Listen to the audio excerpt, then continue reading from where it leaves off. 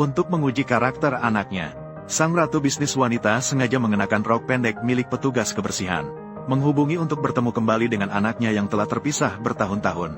Siapa sangka pemuda itu mengetahui bahwa mereka akan bertemu di Hotel Bintang 9, mengira ibunya adalah seorang miliarder terkemuka. Namun ketika membuka pintu, dia malah menemukan bahwa itu adalah petugas kebersihan di sini. Awalnya pemuda itu mengira dia salah orang. Namun wanita itu menunjukkan hasil tes DNA untuk membuktikannya. Pemuda itu baru percaya bahwa ini adalah kenyataan. Meskipun ibu di depannya bukanlah miliarder yang dia bayangkan, namun dia kini memiliki seorang ibu. Pemuda itu tidak merasa malu dengan pekerjaan ibunya. Sebaliknya, dia memutuskan untuk menghasilkan lebih banyak uang untuk membahagiakan ibunya.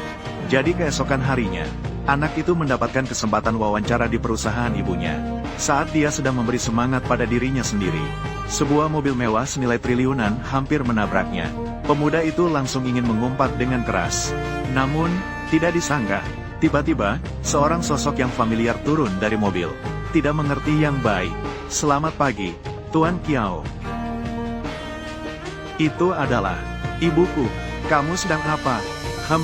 Saya datang untuk wawancara. Ikuti saya." Orang itu jelas adalah orang penting. Dan ibu saya saat ini sedang sibuk melakukan pekerjaan kebersihan. Pasti saya salah lihat. Melihat apa? Sampai salah lihat. Sudah datang. "Halo. Chen Qi." "Ya. Apakah sebelumnya pernah bekerja di bidang bisnis? Apa keahlian Anda? Apakah kekuatan yang sangat besar dihitung? Kamu sudah tereliminasi. Saya bisa bekerja keras dan tidak takut lelah. Anda bisa meminta saya melakukan apa saja. Bisakah kamu memberi saya kesempatan? Ingin masuk? Banyak orang dari grup Marriott. Kenapa harus memberi kamu kesempatan? Ingin masuk grup Marriott? Ya. Bisa juga. Sesuatu. Kamu harus melakukannya. Kamu bilang, Tuan Kiao, Tuan muda datang ke perusahaan kita. Departemen bisnis sedang merekrut. Tahu cara melakukan bisnis. Ada sedikit kemajuan. Namun, dengan syaratnya, tidak memenuhi syarat departemen bisnis. Persyaratan rekrutmen, kan? Saya akan segera pergi. Bertemu dengan direktur departemen bisnis. Mengucapkan salam. Di posisi. Anda pikir apakah perlu memberikan posisi manajer kepada Tuan muda? Dia baru saja masuk perusahaan. Berlatih di tingkat dasar juga tidak buruk. Jelas sekali. Namun manajer yang tidak mengetahui identitas pemuda, masih mengejek pemuda. Manajer mengklaim, selama pemuda bisa belajar 2 suara gonggongan anjing, dia akan menerima pemuda tersebut tanpa syarat. Pemuda itu hampir tidak percaya. Bahkan perusahaan konglomerat kelas dunia juga akan menilai kemampuan seseorang berdasarkan pendidikan. Dia memutuskan untuk meminta penjelasan kepada atasan. Namun manajer sama sekali tidak takut pada ancaman pemuda. Dia segera memanggil petugas keamanan, siap untuk mematahkan kaki pemuda dan mengusirnya. Namun pada saat itu, orang yang dikirim oleh ibunya kebetulan muncul dan menyelamatkan pemuda. Pemuda itu melihat situasi, segera menceritakan apa yang baru saja terjadi. Semua diberitahukan kepada direktur wanita cantik. Namun direktur wanita cantik itu tidak menghiraukan pemuda. Sebaliknya, dia malah mengonfirmasi identitas pemuda.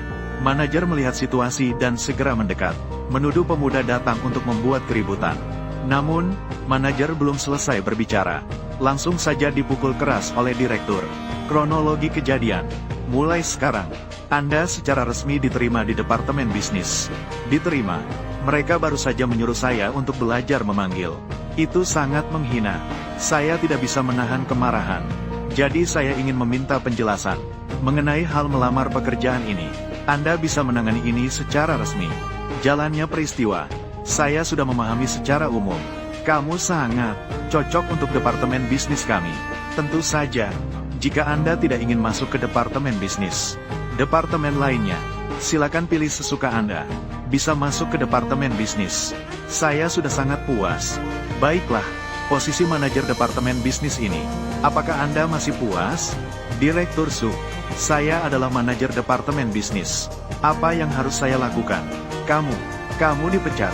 Direktur Su, saya mendapatkan posisi ini karena kemampuan. Duduk di posisi ini. Dia berhak apa? Langsung jadi manajer. Oh, saya mengerti. Kamu dan dia memiliki hubungan yang tidak bisa dilihat orang. Kamu memihak. Siapa yang memberi keberanianmu untuk merusak reputasi saya dan Tuan Chen? segera kemasi barang-barang. Mulai sekarang, Tuan Chen adalah manajer departemen bisnis. Ibu di sisi lain, juga menerima kabar bahwa pemuda itu berhasil mendapatkan pekerjaan. Tidak hanya itu, dia juga mengambil proyek besar. Wanita yang mendengar kata-kata ini, langsung merasa bahwa anak ini tidak mandiri. Namun, detik berikutnya, sekretaris menyiramnya dengan air dingin. Dia mengklaim bahwa klien proyek pemuda itu terkenal sangat dingin dan kejam. Pemuda itu mungkin tidak bisa menghadapinya dengan baik. Namun tiba-tiba suara pemuda itu terdengar. Kedua orang itu segera bereaksi, tetapi tidak menyangka bahwa adegan ibunya berbicara dengan sekretaris. Tetap saja dilihat oleh pemuda itu. Pemuda itu bertanya kepada ibunya, kapan dia mengenal orang besar? Dia mengemudikan mobil itu. Setidaknya harganya beberapa juta, kan? Kamu salah lihat, kan? Anakku, ibumu hanyalah seorang petugas kebersihan. Bagaimana mungkin mengenal orang yang mengemudikan mobil mewah? Oh, ngomong-ngomong, anakku, apa yang kamu pegang di tanganmu? Makanan enak yang kubeli untukmu. Begitu murah hati. Ada kabar baik, anakku. Sekarang sudah berhasil bergabung dengan grup Marriott, masih di departemen bisnis. Saya sekarang pergi untuk negosiasi bisnis.